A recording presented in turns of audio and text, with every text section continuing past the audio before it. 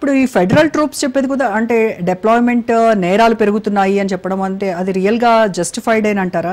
అంటే data statistics ఆధారంగా కనుక చూస్తే ఇది ఒక పొలిటికల్ మోటివేటెడ్ యాక్షన్గా అనిపిస్తోంది. Correct, political motivated action. ఆయన ఓటర్లు ఎవరు అక్కడ లేరు ఆ సిటీలో. ట్రంప్ అమెరికాలో చాలా రాష్ట్రాలు గెలిచాడు, కానీ న్యూయార్క్ గెలవలేకపోయాడు. ఆయన సొంత ఊరు గెలవలేదు కదా. 2 సార్లు పోటీ చేశాడు, 3 సార్లు పోటీ చేశాడు. ఒకసారి 2016లో ప్రెసిడెంట్ అయ్యాడు, 2020లో ఓడిపోయాడు, 2024లో గెలిచాడు. కానీ న్యూయార్క్ ఆయన సొంత పట్టణం ఎంతకేయలేదు. ఎక్కువ ఓటర్లు బ్లాక్స్ లో వాళ్ళు ఉంటారు, ఆయనకు వ్యతిరేకం. అప్పుడు మెల్లిమెల్లిగా మారచ్చు ఫ్యూచర్లో. సో ఆయన వాళ్ళ గురించి ఆలోచించట్లే. ఎక్కడో ఒక 1000 మైళ్ళ దూరంలో ఉన్న పల్లెటూరులో ఉండే వాళ్ళకి టీవీ మీద అది కనపడితే ఆనందపడతారు, చాలా ఆనందపడతారు. ఓ ఇంత గట్టిగా చేస్తున్నారు ట్రంప్ అని, ఇంత యాక్షన్ చేస్తున్నాడు, నొక్కేస్తున్నాడు, అక్కడ లా అండ్ ఆర్డర్ లేదు, దొంగలు అని ఫీలింగ్ ఉన్నారు కాబట్టి చాలా ఆనందం. ఆ బేస్ హ్యాపీ. ఇక్కడ ఓట్ బ్యాంక్స్ అంటాం కదా మనం, లేకపోతే నాన్ ఓట్ బ్యాంక్స్ అంటాం కదా, వాళ్ళు హ్యాపీ అవుతారు. ఆ రాజకీయ పార్టీ లేకపోతే వాళ్ళ కులాలకి వాళ్ళ మతాలకి చేస్తూ ఉంటే ఆ ఓట్ బ్యాంక్స్ హ్యాపీ అవుతారు కదా. వాళ్ళు ట్రంప్ చేసే పని అంతే చేస్తున్నారు. అయితే ట్రంప్ యొక్క ఈ అథారిటేరియన్ స్టైల్ ఏదైతే ఉందో అది అమెరికా ఇంటర్నేషనల్ ఇమేజ్ని ఏమైనా డ్యామేజ్ చేస్తుందంటారు? ఎందుకంటే ఇతర దేశాలు ట్రంప్ని ఒక హిపోక్రాట్గా చూస్తూ ఉన్నాయి. వాళ్ళు ఏం చేయలేరు. బయటికి ఇంకా చెప్పాలంటే ఒక నరేంద్ర మోడీయే ట్రంప్ మీద యాక్షన్ తీసుకున్నాడు. ఆ టారిఫ్స్ మాట్లాడకుండా కోపం చూపెట్టి రెబెల్ చేశారు. ఇంకెవరు చేయలేరు. చైనా కూడా చెప్పాలంటే చైనా చేతిలో పెద్ద కర్ర ఉన్నది కాబట్టి చైనా రియాక్ట్ అవ్వండి, పట్టించుకోవట్లేదు. చాలా బలమైన దేశం, టెక్నాలజీలో అమెరికా కంటే అడ్వాన్స్డ్గా ఉన్నది కాబట్టి. తర్వాత వాళ్ళ నేచర్ కూడా డిఫరెంట్. భారతీయ లాంటి నేచర్ కాదు. చైనీస్ పీపుల్ వాళ్ళ నేచరు, వాళ్ళ డిఎన్ఏ, వాళ్ళ ఆలోచన డిఫరెంట్. సో వాళ్ళకి ఏం ఆశ్చర్యపడక్కర్లేదు. భారతదేశం కూడా వ్యతిరేకించిందంటే ట్రంప్ మనం ఆశ్చర్యపడాలి. మిగతా వాళ్ళందరూ చదువుకున్నారు కదా.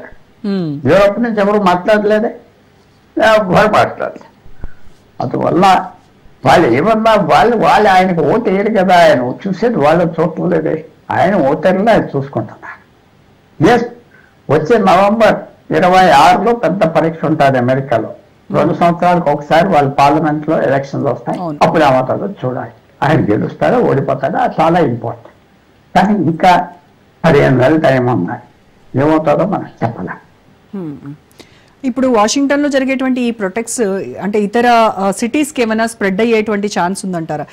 ఇట్స్ లైక్ 2020లో మనం చూసాము బ్లాక్ లైవ్స్ మ్యాటర్ మూవ్మెంట్ అనేది ఒకటి చూసాము. దాంతో కంపేర్ చేస్తే దీనికి ఉన్నటువంటి సిమిలారిటీస్ ఏంటి, అలాగే డిఫరెన్సెస్ ఏంటి అంటారు? ఒకటైనా ఆయన పట్టించుకోడు కదా. ఆయన ఆనందపడతాడు. ఆయన పట్టించుకోడు. ఆయన ఆనందపడతాడు, ఆయన అటాక్ చేస్తాడు. ఆయన బేస్ కాదు కదా.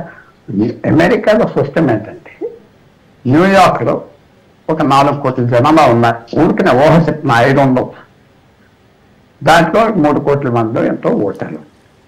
ఆ 3 కోట్ల మందిలో మీకు 1.5 కోటి ఓట్లు వస్తేనే మీకు ఆ రాష్ట్రం గెలుస్తుంది. ఒక్క ఓటు తగ్గినా ఇంకా ఆ రాష్ట్రం ఉపయోగం లేదు. ఇదే ఎలాగో గెలవడు, న్యూయార్క్ గెలవడు, కాలిఫోర్నియా గెలవడు.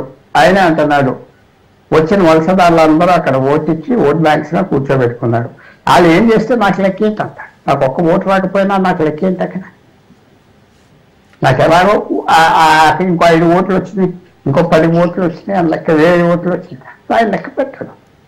ఆయన ఏ రాష్ట్రాలు అయితే ఆయన చేశారో ఫోరంగా ఎంతో ఉన్నాయి, ఫోరంగా ఉన్నాయి, మెజారిటీ ఉన్నాయి.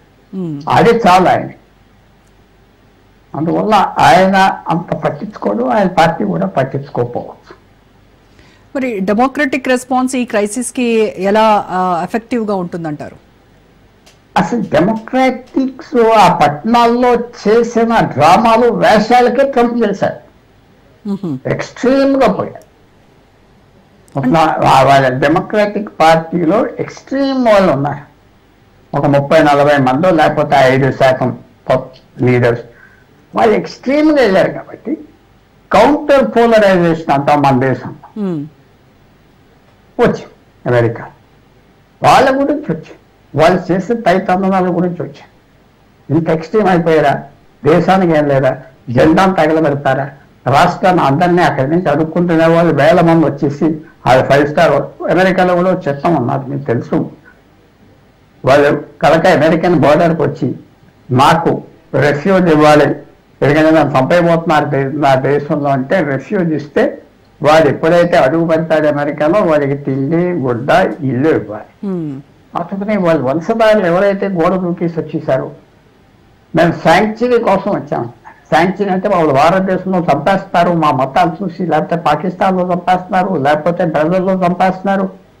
ఆ బోర్డర్ దగ్గరకు వచ్చి చెప్పి ఆ గార్డ్ ఎస్ లోపలికి వచ్చి ఆ కాగితం తీసుకున్నారంటే వాళ్ళు ఏ పట్టణాలకు వెళ్ళినా వాళ్ళ హోటల్స్లో పెట్టాలి.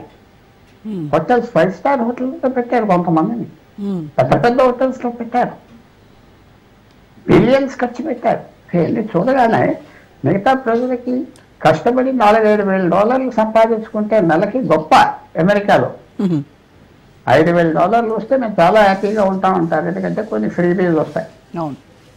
అది వాళ్ళు ఇళ్ళ మీద ఒక్కోటి మీద $10,000 నెల ఖర్చు పెడతా ఉంటే ఇదంతా కనుగొట్టింది, రియాక్షన్ వచ్చింది. డెమోక్రాటిక్ పార్టీ చేసిన ఎక్స్ట్రీమ్గా చేశారు కాబట్టి ఇది వచ్చింది. సో ట్రంప్కి ఇలాంటి హడావుడి వల్ల అంటే లీగల్ ఛాలెంజెస్ కానీ అదర్వైజ్ కాంగ్రెస్ ఇంటర్వెన్షన్ కానీ ఇవన్నీ ఏమన్నా ట్రంప్ కి చెక్ పెట్టే ఛాన్సెస్ ఉంటాయంటారా? కాంగ్రెస్ ఆయనకు మెజారిటీ ఉన్నది, 2 అప్పర్ హౌస్ లోవర్ హౌస్, వాళ్ళ రాజ్యసభ వాళ్ళ లోక్సభలో ఎవరో మాట్లాడారు. కోర్ట్స్ కూడా ఇచ్చిన ఆర్డర్ సుప్రీం కోర్ట్ ఆయన సపోర్ట్ చేస్తుంది. 9 జడ్జెస్ ఉన్నారు, 6 ఆయన సపోర్ట్ చేస్తున్నారు. ఏ విషయం వచ్చినా వాళ్ళు సపోర్ట్ చేస్తారు.